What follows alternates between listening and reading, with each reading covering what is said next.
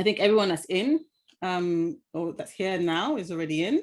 So I'm just going to kick off. I'm going to be speaking for about 10 minutes, just to give a few more people the chance to get in, to settle everyone into the conversation, to set the tone of the conversation today. So we're all on the same sort of, we're all in the same frame of mind. And then I'm going to pass over to the eminent Dr. Luyaluka. So firstly, good evening, everybody, and welcome to the first of our conversations in cosmology with the eminent theologian, Dr. Luyaluka. I'm going to be speaking, as I said, for about 10 minutes to warm everybody up. This will give our fellow knowledge seekers, the stragglers, some time to join us so they don't miss any important parts. My name is Apeike Umolu, and I am the director of the African History Project, a new specialist school of Black history, political thought and culture. It is a deep honor for us at the project to have been asked by Nigel and the team here at the center to chair this series of conversations. Though I am the one speaking today, there is a great team behind me, and you will see in the list, I'm sure. I've already mentioned my colleague Kai Mora, but also my colleagues Christelle Nozier and George Evans, who have been integral to our preparations for this event. So thank you, guys. We are very blessed to have here with us that most, I would say, prized of Africanists, an African scholar who is steeped deeply and primarily in the African tradition. A native of the Democratic Republic of Congo, it is from the great city of Kinshasa that Dr. Luyaluka joins us today. In a past iteration of his consciousness, perhaps, Dr. Luyaluka completed studies in architecture before developing a specialism in Christian science. And it is this latter art that brings him to us today. His theses have been published several times in the Journal of Black Studies, edited by Molifi Ashanti and Amma Mazama, two of the leading scholars of African religion. He has also been published several times in Africology, the Journal of Pan-African Studies, which counts the eminent historian Toyin Falola on its editorial board. In addition, Dr. Luyaluka has and continues to contribute immensely to scholarship in this area, authoring 14 books on African spirituality and epistemology. We at the African History Project, like Nigel and the team here at the center, have a deep interest in African religion. So you can imagine my deep excitement today to be in conversation with Dr. Luyaluka, who has published works with titles such as The Enigma of the Resurrection of Jesus Solved in Light of Black Spiritual Tradition. So we're in for a treat. My understanding from speaking with Dr. Luyaluka before this meeting is that he is going to take a tabula rasa approach to knowledge sharing today. He will be taking us back to first principles, offering new linguistics, semantics, and idioms for our understanding of the world, consciousness, of humanity, and perhaps even of ourselves. Thus, this is going to be a spiritual as well as a theological and philosophical conversation. And you cannot participate in a conversation in silence, though the passive aggressives amongst you may disagree. In the African tradition, every individual is both a student and a teacher. That is all to say that I would love to see your comments, questions, observations, and reflections shared with this community of determined knowledge seekers that have gathered here today. So grab your keyboards, I have mine, and place them firmly directly in front of you. And as Dr. Luyaluka is speaking, tell us what you are thinking. Contribute to this community your ideas so that we can multiply our learning experience. As I said, I can see some of my colleagues here. I've also spotted a few of my students. So you guys know how we do things at the African History Project. Sharing is learning. So I want to see you guys leading out of the gate in AHP style as I ask the first question of the evening to warm us up before handing over to Dr. Luyaluka. We're here to discuss cosmology. Cosmology is the philosophies and theories of the beginning, what happened at the beginning, what was there at the beginning, and what was there before the beginning. If that isn't a nonsensical statement, I don't know what is. So my warm-up question today, and I would like to see everybody begin to answer, is why do you think it's so important for us to know how we got here? Why is it important to human beings for us to know what was at the beginning? You've all signed up for this lecture today, which is a lecture on the beginning. Why was it important for you to come and join this conversation? None of us were there. Wars have been fought, laws have been enacted, all to dictate and legislate about what was at the beginning. Why do we do this? So let me know your thoughts. So I'm going to give you guys a few minutes. I've set the task. I want to see who's going to listen. Why are we here? Why did you guys join this conversation? Let me know in the chat. It's also a great opportunity to give Dr. Luyaluka a starting point for him to know where we all are in terms of our thinking. Okay, so I'll let those go. And it's not a trick question, I should say. It's just your opinion, the truth of your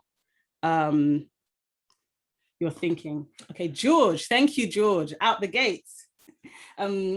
I think it's, so George said, I think it's central to our human nature to seek understanding. We strive to understand the world around us, and seeking to locate our origin is central to that, absolutely. And I think that Dr. Luyaluka, hopefully in some of the definitions he's going to give us today about some of the elementary concepts, things that we take for granted, may speak to this need for us to understand origin.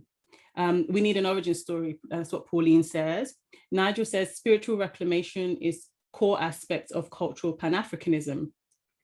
Absolutely. And I hope that particularly in the questions, I'll have the opportunity to speak with Dr. Luyaluka about how that manifests itself. So this need to understand where we came from, how does that manifest itself in his work, in what he chooses to write, as well as in the philosophies he's going to take us through today.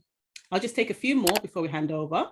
Marcus says, so that we can fully understand our purpose in the world. Okay, great. So maybe Dr. Luyaluka can speak about that. So the forward acting nature, so the understanding of the beginning actually helps us in going forward. Fantastic. Lenora says, to know what we human beings really are. So it's a very philosophical question, what we are. Brilliant. Gilberte says, to know your personal purpose. Again, another person talking about purpose. Know your personal purpose in life, our mission, so that looking to the beginning helps us to maybe contextualize or strive for the future. Araba, understanding our beginnings gives us context. With context, we can better situate ourselves and define how best to move through time in order to progress and stay connected to source. Oh, I love that. That's so poetic, Araba. Absolutely, the idea of giving us context, our entire worldview. Jerry says, part of my decolonization process to reclaim African spirituality. I'll just take the last two. Again, I hope that we have some time in the questions to really dig with Dr. Luyaluka into his practice and what he comes across in talking about these things, and how that fits into this idea of reclamation, as Nigel said, and decolonization, as Jerry has said. Abena, our story has not been written by us, so we are on a lifelong learning of ourselves. Brilliant. So this is a political sort of argument that the reason that we need to know about the beginning is because perhaps so much of what we understand about the beginning has been outside of the hands of the African, of African people. And that's why, particularly maybe for people of African descent, it's important to look that far back. And Kai says, I think finding connection with your past, like revering ancestors, is a key function to fulfilling life. And what's better than doing that with a community of like minds? Brilliant. That's a wonderful comment to end the first section in. I'm going to be harassing you guys in the comments throughout. So you're going to have to be thinking parallelly to listen to the wonderful conversation that Dr. Luyaluka is going to lead today, but also as well to be responding to our prompts so that I know when I come back to ask questions, I can gauge what people are thinking, what's on people's minds. So please continue to engage in the chats. I'll be asking questions and giving prompts. I'm not sure if Nigel will mind me saying this or not mind me saying this, but I'm just going to say anyway, as the chair, we do have some connection issues. So if Dr. Luyaluka drops off at any point, I'm not letting you off the hook. You can't go and watch whatever's on TV today. I will continue the conversation. As you can see, I have many questions. I can keep you guys engaged and we can learn all together. So if Dr. Luyaluka is not here for any period of time, we'll continue our conversation because, as I said, conversation is learning and sharing is learning as well. Okay, so without further ado, Dr. Luyaluka, I think you now know what you're working with. You now know what people think about the subject. So if I can hand over to you to begin your conversation, if you want to unmute yourself, it would be an absolute honor. Let me just check. I'm saying that. So yes, so Dr. Luyaluka, if you want to unmute yourself, you can begin. Okay, so I think the camera is off. Okay, and then the mute button. One more to go. Perfect. Thank you so much. And I thank all who have joined this conversation. Speaking about African traditional religion, we often start from different background and different perspective. And this doesn't enable us to understand each other always. So I decided to start with a cosmological argument, the Chemic cosmological argument. The Chemic cosmological argument is the statement of the essential doctrine of solar religion, the religion that characterized the ancient civilization of Egypt, of Sumer, and which is continued in Congo, which is Congo religion. So this means that our starting point will be the existence of individuality and the law of causality. These are our two premises. We are going to start from those 2 points. So let me introduce the Chemic cosmological argument. I'm an individual being. You are individual beings. So we abide in a universe which is an individual universe because it is identified with individual beings. Since this temporal universe has an individuality, it is the work of an individual infinite cause, because that cause is identified with an individual universe. Now, I'm going to take here an hypothesis. This hypothesis is not indispensable. I use it just in order to bring concision. Otherwise, the demonstration will be too long for this conference, this lecture. So the hypothesis I will use is that every creation exists in its creator. Every creation exists in its creator. Now, since the creator of this temporal universe is an individual being, there might be other beings like him who are at least potentially causative, who might not yet have created their universe, but they exist. So we have an infinite number of potential and manifest creators. If we take the sum total of these potential and manifest creator, what we have is a ultimate cause. And this ultimate cause is the greatest possible being. Because remember, any creation we can imagine will exist in its creator, and the creator is in this ultimate cause. Therefore, this ultimate cause is the greatest possible being. The result of this is that this greatest possible being, the supreme being, or God, is indivisible and immutable. If he were not, there might be a principle of his mutability and of his divisibility. And that principle must be greater than the greatest possible being, which is impossible. So God, the Most High, is different from the Creator, first thing. He is indivisible and he is immutable. The other thing is that the greatest possible being must be transcendent. Transcendent means not only he is above everything, it means also that he is not cognizant of evil. If God were cognizant of evil,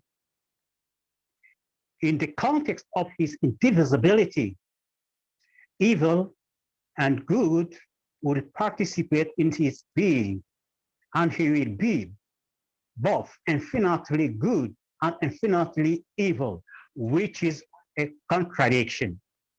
So God is transcendent, God is indivisible, God is immutable, God is different from the Creator. Now we know that each creator manifests an individuality included in the Supreme Being. But the Supreme Being is indivisible, which this implies that each creator expresses the fullness of the Supreme Being, but in an individual manner. Let's call this fullness the Logos. Thus, we have three kinds of entities. We have the Supreme Being, we have the Creator, and we have the Logos, the fullness of the divine being in the Creator. If we consider those three beings in the context of the indivisibility of the Most High, then we have a trinity. They are one in substance, they are one in activity and in existence, which means when this transcendent Supreme Being acts, he acts through the Creator thanks to the Logos. And when the Creator acts, he acts for the Supreme Being and by the agency of the Logos.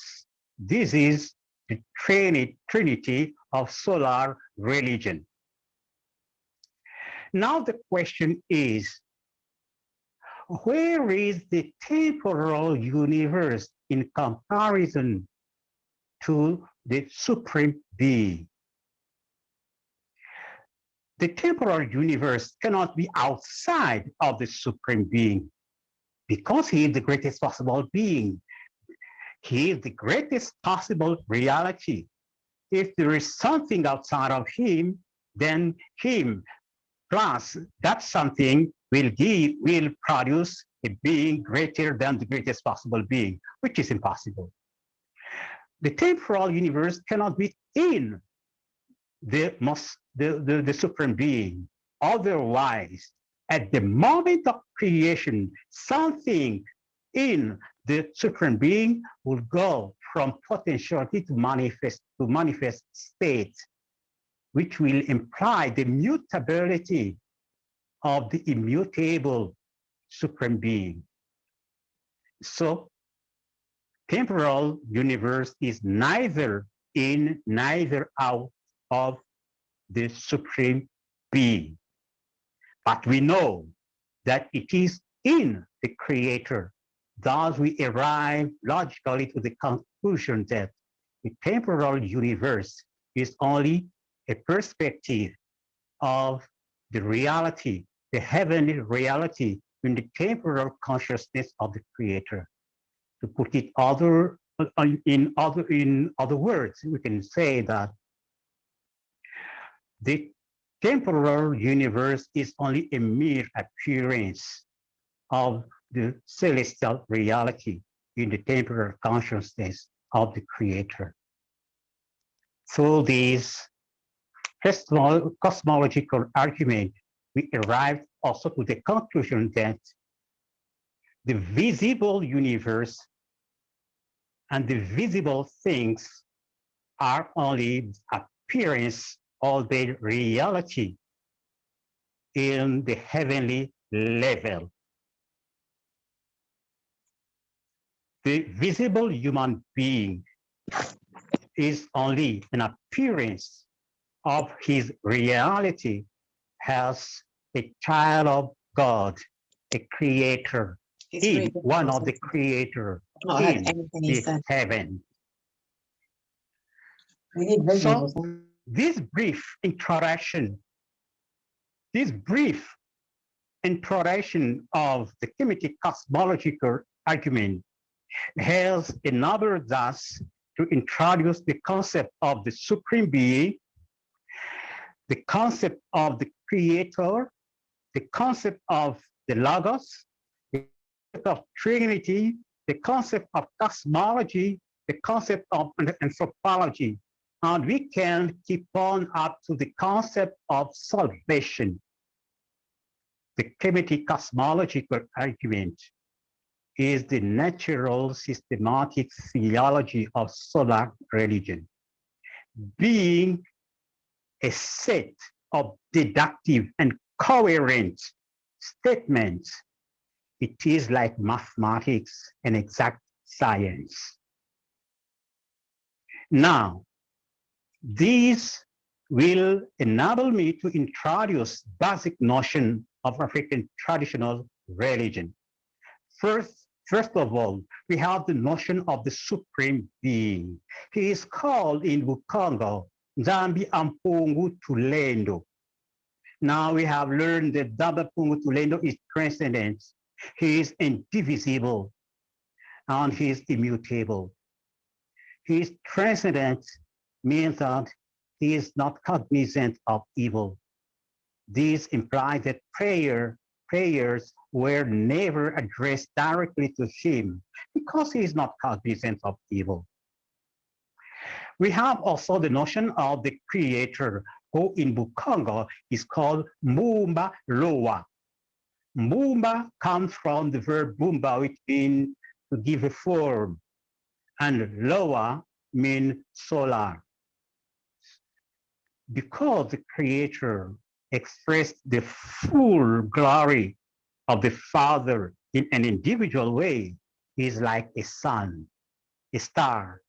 And in Congo, we say Loa. The creator is a child of God, and God is, Nzambi Ampungu Tulendo is the father, mother. He has both the father quality and the mother quality in him. And his children are the potential and manifest creators. We have also the notion of the logos. The logos is the fullness of the Godhead in the child of God, the Loa. The logos in Bukongo is called Mpinanza. Pinanza at the celestial level, which is the Ptah of the Egyptian and the Enlil of the Sumerian. Now, Pinanza,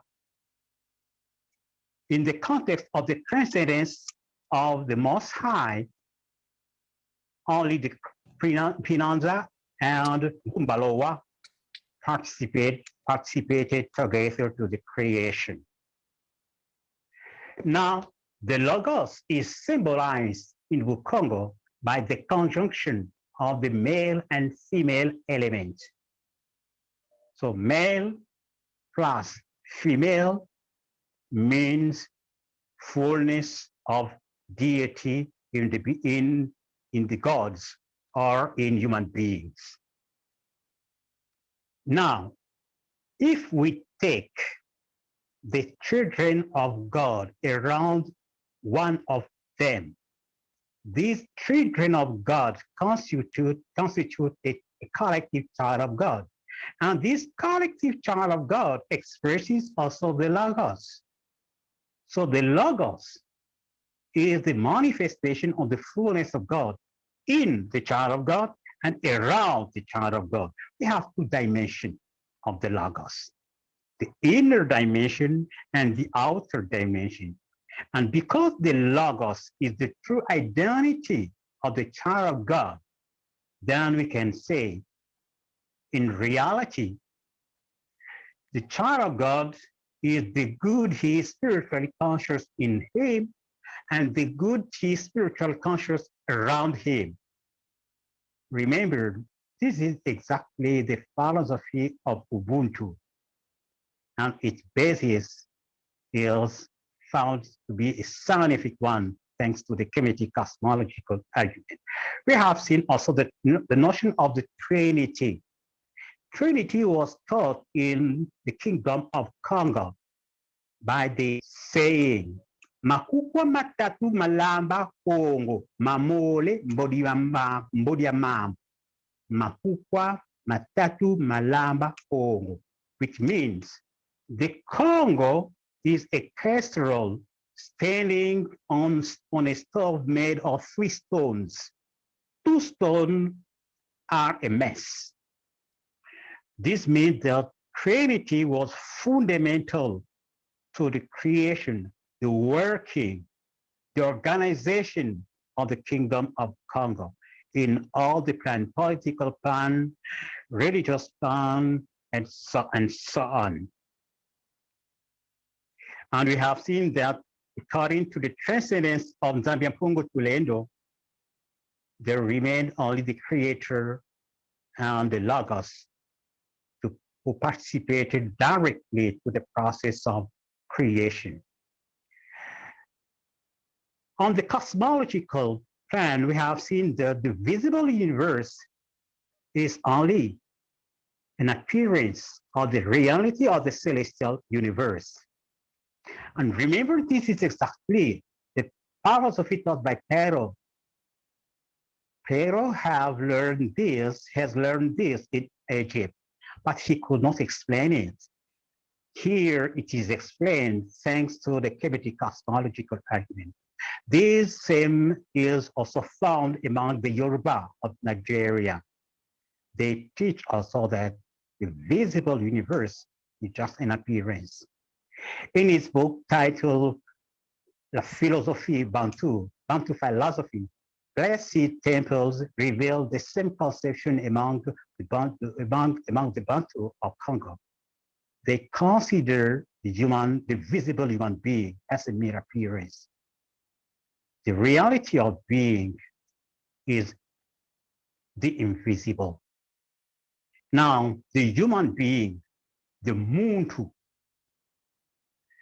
is only an appearance of his reality, which is a child of God, a lower in the heaven. The word matter doesn't exist in the Congo language. The Muntu has a body. We call that body in the Congo Nitu, but actually the Nitu and the body are not synonymous because the Muntu, the human being, has a body, but the animal, according to Van Wink, one of the anthropologists who studied the Congo religion, animals don't have a Nitu. Animals have meats and bones. So only human beings have Nitu. And human being has visible Nitu and some invisible Nitus. So the visible Nitu is just an appearance. And the invisible Nitu constitutes the ka of the Egyptian. It is considered as the spirits of man. And that spirit is accompanied with the ba, the soul. So you found here the Egyptian philosophy, which insisted on the fact that the soul is not in the body, in the physical body. Now that principle was essential to their epistemology, as we will see it in this conversation. Now, let's consider the things before creation. Before creation, the heaven, which is supreme harmony, and the earth, which is mere appearance, limitation, and the possibility of evil, were together. The condition for the two to be together is that the earth was only potential. That potential existence of the earth is necessary. That potential existence of evil is necessary to account for the expression of the free will by the children of God. Otherwise, they will not be expressing their free will. And it is said that at the beginning, their waters were mingled. The word water here means states of consciousness, because the ancestors are said to abide in Pema. Pema means water, pure water. But we know that the holy ancestors abide around the initiates. So Pema is not literally water. Water here stands for states of consciousness. So the water of the heaven and the water of the earth were together because the water of the earth was only potential. This leads us to consider the fall of the Muntu. The fall of the Muntu was the result of disobedience. This doctrine is taught by the myth of Mahumu. Mahumu is the name of the original human being. Or I can say, Mahumu depicts the original nature of the human being as being divine, as having authority over evil, having dominion over everything. God forbade Mahumu never to go around the sacred palm tree, but enticed by mortal curiosity, he went around the sacred palm tree and found himself divided into two beings, a male and a female, and they both became weak. They have lost the manifest expression of their divinity. They have lost the manifest expression of the Logos. So in order to regain their divinity, the manifest expression of the divinity, they made the opposite contour, but it didn't solve their problem. They married each other, but to no avail. The moral of the myth is that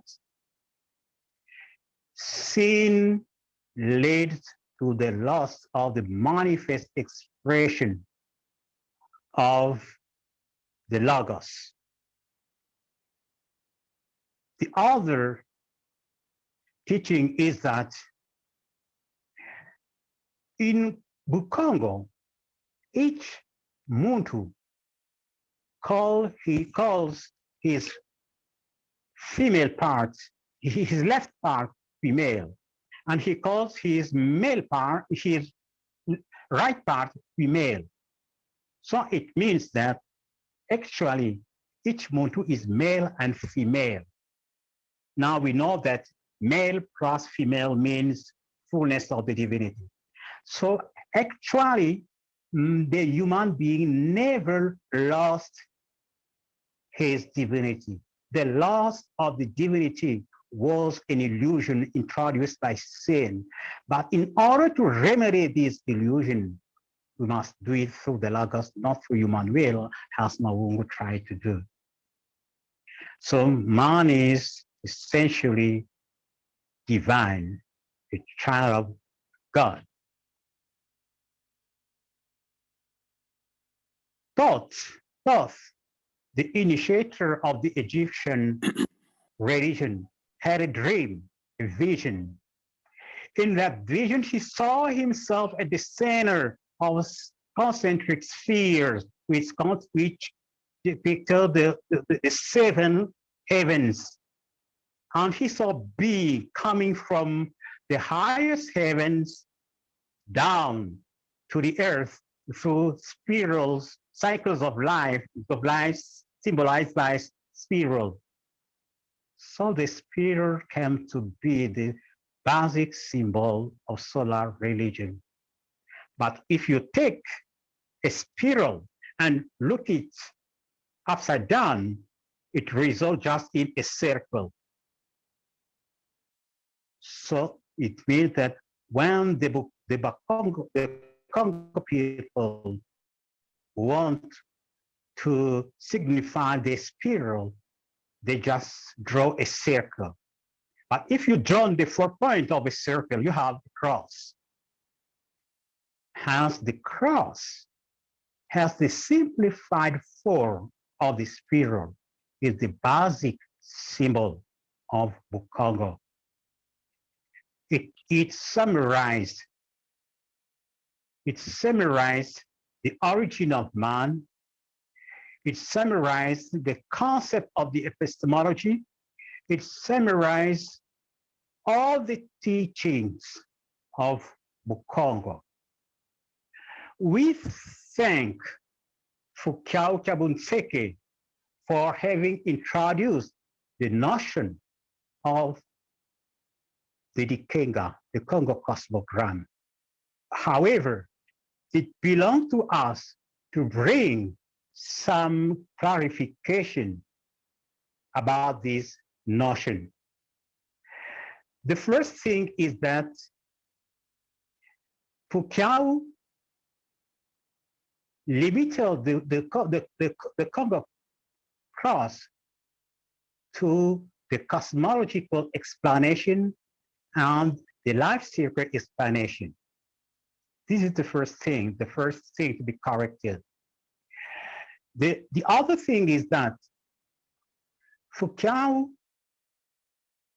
started from the Western 4 cardinal points to read the Congo cross. Now, in Kikongo, we don't have the word for north and south. In order to orient themselves, the Congo people use the east and the west. The east is called Lubakala, the right side. The west is called Lumonto, the female side. The east is symbolized by the sunrise, and the west is symbolized by the sunset. So when someone is at point 1, he sees the east at his right and the west at his left. For one who is at point 2, the situation is the reverse. He looks at the east at this point and the west at that point. That is the first thing. I said that the cosmogram, the Congo cross, is not to be reduced to the cosmological life and falling explanation, because it also explains many things. For example, it explains the epistemological doctrine. When you ask a tough question to an elder, a Congo elder, he will tell you, let us sleep and let the head have a dream. This means that starting from point 1, he will sleep. He will go from from this point to the west. And from the west, he will go to Mpemba at point 2, which is the world of the ancestors. He will have communication with them, and he will come at the east at point 3 with a new knowledge taken from Mpemba. So these constitute the epistemological cross. So the cross is not only the symbol of cosmology, but it is also the symbol of epistemology. We have seen that man is the fullness of the man. We have seen that in reality, man expresses the fullness of the divinity in him and around him. So this means that in his true being, man is the good he is spiritually conscious in him, and the good he is spiritually conscious around him. So this means that the Muntu, the human being, is the center, but he is also the circumference of being. So this is the cross of Ubuntu. Now, in the cross, when this point symbolizes light, the opposite point symbolizes darkness. When this zone symbolizes Mpemba, the word, the pure word of the ancestors, this upper side symbolizes Nseke, the universe of the here living. In the process of the fall, the Muntu goes clockwise. He goes from light on point 1 to the west, that is darkness, and arrive to point 2, which symbolizes stark darkness. We have seen that he cannot save himself through human will. He must be saved only through the Logos. Otherwise, he will remain in the darkness. To be saved from darkness, it takes the descent of a child of God, a lower, to help those who are in the darkness. But once the Creator goes from point 1 to the west in order to reach the fallen children of God, here he will respect their free will. The difference with he has gone in the same manner, but the difference is that the fallen children of God has gone this way through sin, while the Creator has descended the same way through love, which means that he didn't lose the expression of the Logos like the other did. So on reaching the point 2, the Creator will have the power to repel light. But the fallen children of God, according to the exercise of their free will, they will have 2 options: to accept light in its full effulgence that remain in Mpemba at the east here, or to accept light but not in its full effulgence, that they will cross the Kalunga line and come at the east at this point, and they will constitute the first Nseke. So they will have those 2 options. Those of the children of God who accepted at the creation light at its full effulgence, they came to the east of Mpemba. So they remain in Mpemba in the consciousness, the pure consciousness of the presence of the divinity. Those who did not accept light in its full effulgence, They crossed the Kalunga line and came to the east, which is at this point, and they constituted the first Ntekel, the first humanity. Now the question is, those people who didn't accept light in all its effulgence, how are they going to reach the full effulgence of light? The answer is that they will regain that full effulgence through initiation. Initiation will lead them first from the east of point 3 to the west, which means they will first have to die symbolically. After having died symbolically, they will find themselves in the company of the holy ancestors in Pemba, where they will acquire lessons, and then they will be led the east of Pemba. At the end of the initiation, are they going to cross this line and come back to Teke? Physically, yes, but spiritually, no. They will never cross that line, because remember, the initiate will be supposed from then on to live in the consciousness of the presence of the ancestor among them. Let me close by adding one thing.